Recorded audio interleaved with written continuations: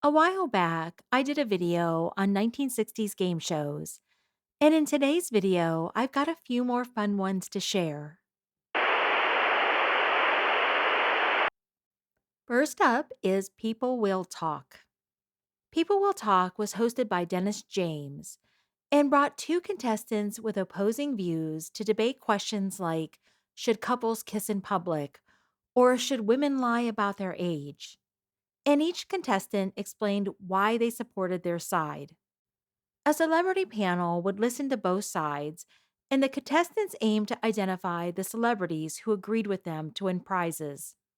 People Will Talk aired on NBC from July 1963 through December 1963. On Call My Bluff, two teams, each consisting of two contestants and one celebrity guest, competed against each other. Each team was presented with an obscure word and had to provide three possible definitions, two of which were fabricated or bluffs, and one which was the correct meaning. The teams had to guess which definition was correct.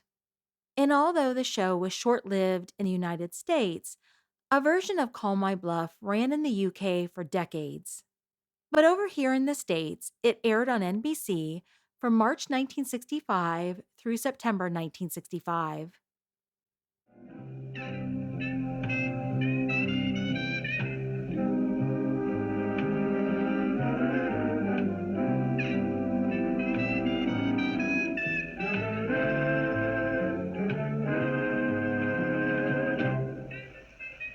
The 65 Pontiac GTO. It's the swingin'est car. On Get the Message, there were two competing teams, men versus women. Each was comprised of two celebrities and one contestant. The celebrities were given a word or a phrase, which they then had to communicate to their teammate through a series of one word clues. The challenge was for the teammate to guess the correct word or phrase with a limited number of clues. If the team failed, the turn would pass on to the other team, following the same process. Correct answers were worth 1 point, and the first team to reach 3 points won the game and a $100 prize. Get the Message aired on ABC from March 1964 through December 1964. Hosted by Jack Nars, the quiz show I'll Bet featured two celebrity couples going head to head. Each couple was secretly assigned the name of a random TV viewer to play for. But there was a twist. The names weren't revealed until the very end. So the whole time, viewers were left wondering, could it be me? A wall separated the couple so that they couldn't see or hear each other. The first player would listen to a question in an earpiece and have to guess if their partner could answer the question correctly. They would also place a bet on their guesses. And depending on whether the guess was correct, the couple either won or lost the amount of their bet. I'll Bet aired on NBC from March 1965 through September 1965. And in 1969, a version of I'll Bet was revised and aired in syndication as It's Your Bet, which ran until 1973. Hi, I'm Jack Linkletter, your happy host for the happiest game on television, the Rebus Game. Next is the Rebus Game. And unfortunately, there isn't much info on this show. It was hosted by Jack Linkletter, and from what I could gather, contestants would compete to decode a rebus, which is a type of puzzle that uses pictures, symbols, letters, or numbers to represent words or parts of words. It would be similar to the popular long running TV game show Concentration.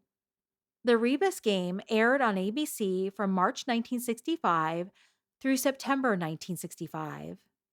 The Object Is was hosted by Dick Clark, and each episode featured a mix of celebrities and contestants, and their goal was to identify famous people, real, historical, or fictional, based on objects linked to them. So think of it like this: one of the answers was Steve Allen, and the clue given was funny glasses. The first contestant to reach 15 points won and would go on to a bonus round called the Winner's Game. There they had 30 seconds to name as many celebrities as they could based on a single object, earning $5 per correct guess. The object is aired on ABC from December 1963 through March 1964. No matter what you wanna do with your head to, why not do it better with Zippity-Doo? Do it faster with Zippity-Doo.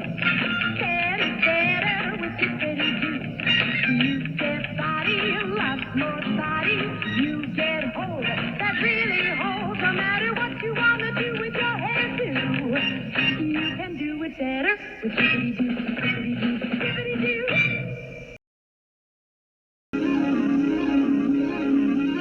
The following program is brought to you in living color on NBC.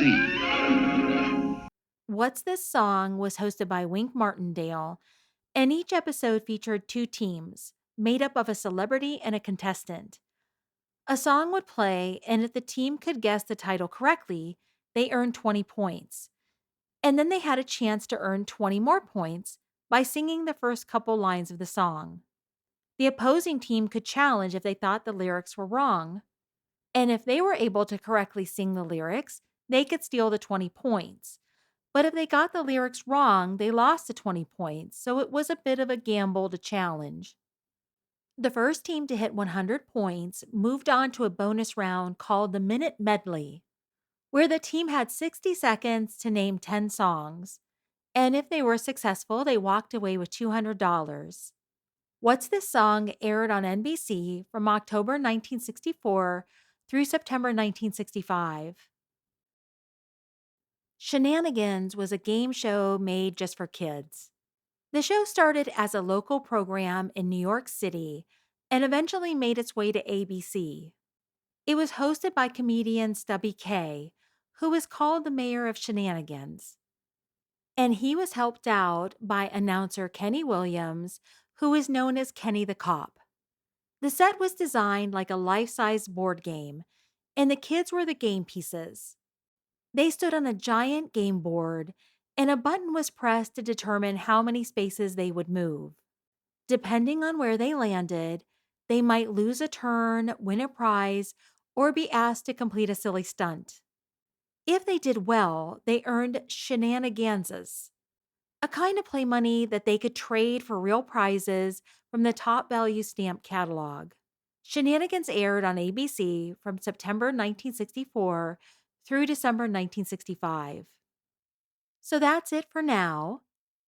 If you haven't seen my other video on 1960s game shows, be sure to check it out. If you have any memories of these game shows, please leave them in the comments below. And if you enjoy this kind of content, please subscribe. And thank you so much for watching. Garloo by Marx. Garloo the mighty. Garloo the untamed. Garloo the terrible. Who can stop him? Who can control this monstrous creature? You can, kids, because Great Garloo by Marx is yours to command. With these battery-operated controls, you can make Garloo go, stop, bend, pick up, turn.